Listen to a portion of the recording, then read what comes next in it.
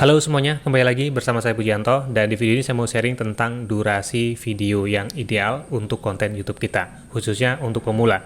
Nah, buat teman-teman yang masih sering bingung untuk menentukan durasi video yang ideal, kemudian ada juga yang tanya berapa durasi minimum ya untuk video kita agar bisa dimonetize, dan lalu apakah video yang berdurasi panjang itu akan dinilai lebih baik, serta apakah kalau durasi video kita panjang akan bisa menambah penghasilan kita di YouTube. Nah, pertanyaan-pertanyaan itu sering ditanyakan di kolom komentar di video saya sebelumnya, dan juga ada yang tanya langsung ke saya. Oke teman-teman, jadi masalah durasi video, kalau saya sendiri sebenarnya nggak pernah memikirkan saya akan membuat video durasinya berapa. Ya, jadi yang saya pikirkan adalah saya akan membuat sebuah video dengan sebuah materi atau informasi di mana untuk durasinya nanti menyesuaikan dengan informasi yang akan saya sampaikan. Kalau saya perlu menyampaikan sebuah informasi atau sebuah materi tutorial ya sampai dengan 30 menit, ya saya akan buat videonya sampai dengan 30 menit. Tapi kalau memang saya perlu menyampaikannya hanya dalam waktu 3 menit, ya saya akan buat durasinya 3 menit saja gitu teman-teman.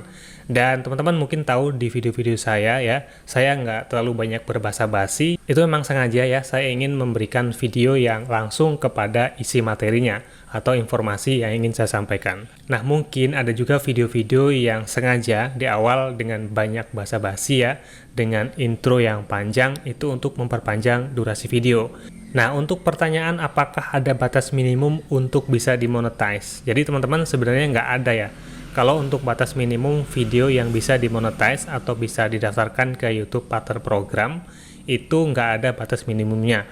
Kalaupun videonya hanya berdurasi 1 menit, dia juga bisa dimonetize. Jadi intinya untuk pertanyaan apakah ada batas minimum untuk video yang bisa dimonetize, jawabannya nggak ada. Kemudian durasi video yang ideal adalah video yang sesuai dengan isi materinya. Sekali lagi, kalau kita bisa menyampaikan materi dalam waktu 2 menit, ya sampaikan saja dalam waktu 2 menit. Kalau memang perlu 20 menit, ya sampaikan dalam waktu 20 menit. Seperti teman-teman tahu sendiri, di video saya bervariasi ya, ada yang sampai 20 menit lebih, ada yang 10 menit, ada yang di bawah 5 menit juga ada. Nah, untuk pemula, untuk bisa mempercepat pembuatan video dan juga bisa memproduksi video dengan lebih banyak, saya sarankan idealnya adalah 3 sampai dengan 5 menit ya. Nah, dengan begitu kita bisa lebih cepat memproduksi sebuah video yang jumlahnya lebih banyak.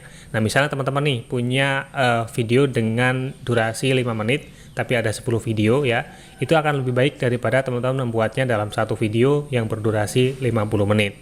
Nah, perlu teman-teman ketahui bahwa performa video kita dinilai baik ya, atau nilai video kita akan baik itu bukan dari durasi video yang kita punya, tapi berdasarkan durasi seberapa lama penonton menonton video kita ya. Daripada kita punya video yang berdurasi 20 menit yang hanya ditonton oleh penonton kita hanya 1 menit, itu akan lebih baik kalau kita bisa membuat video yang durasinya hanya sekitar 10 menit dan ditonton sampai dengan 5 menit teman-teman. Kemudian pertanyaan terakhir, apakah durasi video yang panjang akan mempengaruhi penghasilan YouTube kita? Nah, untuk teman-teman yang sudah dimonetize atau sudah tergabung dalam YouTube Partner Program, kita tahu ada fitur iklan mid-roll ya. Nah, di sini teman-teman bisa melihat ya, ada iklan mid-roll. Di sini adalah iklan yang bisa muncul ketika video kita berdurasi lebih dari 8 menit nih, teman-teman. Nah, jadi memang kalau kita bisa membuat video lebih dari 8 menit, setelah video kita sudah dimonetize, itu kita bisa menempatkan iklan mid-roll. Iklan mid-roll itu iklan yang tampil di tengah-tengah video kita ya. Di sini kita bisa klik kelola iklan mid-roll ya, dan kita bisa menempatkan beberapa iklan di dalam video kita. Misalnya di sini ya, di durasi pertama saya menempatkan iklan, kemudian di tengah-tengah ada iklan lagi, bagian akhir juga ada iklan lagi. Nah, dengan begitu kita bisa mendapatkan penghasilan lebih banyak dari view yang jumlahnya mungkin nggak terlalu banyak ya. Tapi sekali lagi teman-teman, walaupun kita menempatkan iklan di sini, ini juga belum tentu muncul ya. Jadi tergantung ketersediaan iklan dari YouTube dan juga apakah penonton kita menonton sampai dengan selesai. Sementara untuk video yang durasinya di bawah 8 menit ya, ini hanya 5 menit, maka di sini iklan mid-roll-nya nggak aktif. Jadi memang ada pengaruh ya, kalau misalnya kita bisa membuat video lebih dari 8 menit, maka kita bisa menempatkan iklan di iklan mid-roll. Tapi sekali lagi, iklan mid-roll itu akan muncul ketika video kita juga ditonton lebih lama teman-teman. Kalau video kita nggak menarik, walaupun dipanjang-panjangkan, banyak iklan mid-rollnya, juga iklan-iklan itu nggak akan muncul dan percuma saja. Jadi kembali lagi, untuk teman-teman yang sedang bingung untuk menentukan durasi video, Buat saja video sesuai dengan materinya. Dan penonton akan lebih suka dengan video yang langsung kepada intinya atau langsung kepada informasi yang ingin disampaikan. Nggak banyak basa-basi di awal, teman-teman. Oke, semoga bisa dipahami dan semoga bermanfaat ya. Terima kasih sudah menonton dan sampai jumpa di video saya selanjutnya.